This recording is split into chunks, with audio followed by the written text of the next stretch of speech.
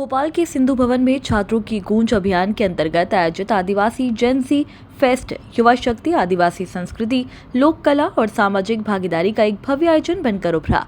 प्रदेश के विभिन्न जिलों से आए आदिवासी सांस्कृतिक दलों ने अपनी पारंपरिक लोक कला, नृत्य और सांस्कृतिक प्रस्तुतियों से कार्यक्रम को जीवंत बना दिया, जबकि महाराष्ट्र की प्रख्यात आदिवासी रैपर माही की ऊर्जावान प्रस्तुति ने युवाओं में विशेष उत्साह का संचार किया।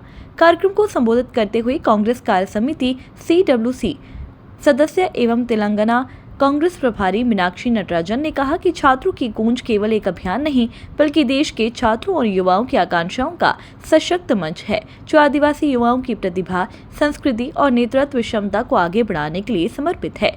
मध्य प्रदेश कांग्रेस कमेटी के अध्यक्ष जीतू पटवारी ने शिक्षा, रोजगार और अवसरों के मुद्दों पर युवाओं की चुनौतियों का उल्लेख करते हुए कहा कि कांग्रेस छात्रों और युवाओं को न्याय दिलाने तथा उनकी आवाज को मजबूती देने के लिए पूरी प्रतिबद्धता के साथ संघर्ष कर रही है। मध्य प्रदेश विधानसभा में नेता प्रतिपक्ष उमंग सिंघार ने आदिवासी समाज की संस्कृति और विरासत को देश की अमूल्य धरोहर बताते हुए युवाओं के लिए गुणवत्तापूर्ण शिक्षा और समान अवसर सुनिश्चित करने की आवश्यकता पर बल दिया। अखिल भारतीय आदिवासी कांग्रेस के राष्ट्रीय अध्यक्ष विक्रांत भूरिया ने कहा कि आदिवासी युवा आज देश के भविष्य के निर्माण में महत्वपूर्ण भूमिका निभा रहे हैं और ऐसे अभियान उन्हें सामाजिक परिवर्तन का माध्यम बनने का अवसर प्रदान करते हैं। अभियान के समन्वयक एवं AICC coordinator doctor Anshul Trivedi ने कहा कि आदिवासी युवा भी भारत के जेनजी नेतृत्व का अहम हिस्सा है और उनकी प्रतिभा व आवाज को राष्ट्रीय मंच तक पहुंचाना इस अभियान का प्रमुख उद्देश्य है। वहीं NSUI प्रदेश अध्यक्ष आशुतोष चौकसी ने कहा कि कांग्रेस छात्रों और युवाओं को न्याय दिलाने के लिए पूरी तरह प्रतिबद्ध है। आज 1,99,99,9,000 बच्चे पढ़ते हैं आज की डेट में। जब मैं आपसे बात करता हूँ स्कूल एजुकेशन तीनों सेगमेंट में, जब इसका बजट है 37,000 करोड़ रुपए, 40% शिक्षक अभाव में है हमारी स्कूल एजुकेशन की शिक्षा। अब हमारी नर्सरी जड़ी इस तरह की है, तो फिर कैसे हम उस जड़ से एक अच्छा पेड़, उसमें फल, उसकी समृद्धि की बात कर सकते हैं। हायर एजुकेशन पे आते हैं। हायर एजुकेशन में मध्य प्रदेश में जब 60 लाख बच्चों को एडमिशन होता है, मध्य प्रदेश में हर साल 20 लाख के आसपास बच्चे पैदा होते हैं, बेटी और बेटियां। जरा कल्पना करना, समझना, इस बात को सोचना, ये आंकड़ों की बात है कि जहां जिस प्रदेश में 20 लाख बच्चे पैदा होते हैं, वहीं पे उसी प्रदेश में 60 लाख बच्चों का एडमिशन होता है। और पीछे अगर कोई आदमी मिला उस करप्शन के पीछे, तो बीजेपी का ही कार्यकर्ता है, नेता क्यों मिला? ये विचार हम लोगों को नहीं करना चाहिए, नहीं बताना चाहिए ये पब्लिक में, अभिभावकों में, बच्चों में, कि हर बीजेपी का नेता पेपर लीक माफिया नहीं है, पर हर में पेपर लीक माफिया बीजेपी का ही क्यों है? ये सवाल नहीं बनता है। तो ये सवाल का उत्तर देगा कौन? इसका आंसर किससे लें हम सब मिलकर? तो स्वाभाविक है देश के प्रधानमंत्री से लेंगे, देश की सरकार से लेंगे, प्रदेश के मुख्यमंत्री से लेंगे, प्रदेश के शिक्षा मंत्री से लेंगे। ये जब हम ये बातें करते हैं तो ये रिवेंज लेते हैं, नफरत करते हैं, घृणा करते हैं, बदला लेने की प्रोसेस चालू करते हैं। सवाल मत कर। आप देखो मंदिरों में चोरी होती है, देखा आप लोगों ने मंदिरों में चोरी होती है? राम मंदिर की चोरी की बात सुनी आपने? चढ़ावे की चोरी, चढ़ावे में चोरी है ना, आस्था की चोरी। अभी हर मंदिर में जहां चोरी हो रही है वहां बीजेपी और RSS के लोग क्यों आ रहे हैं? क्या लॉजिक है इसका? जहां पेपर लीक होता है वहां बीजेपी और RSS के लोग क्यों आते हैं?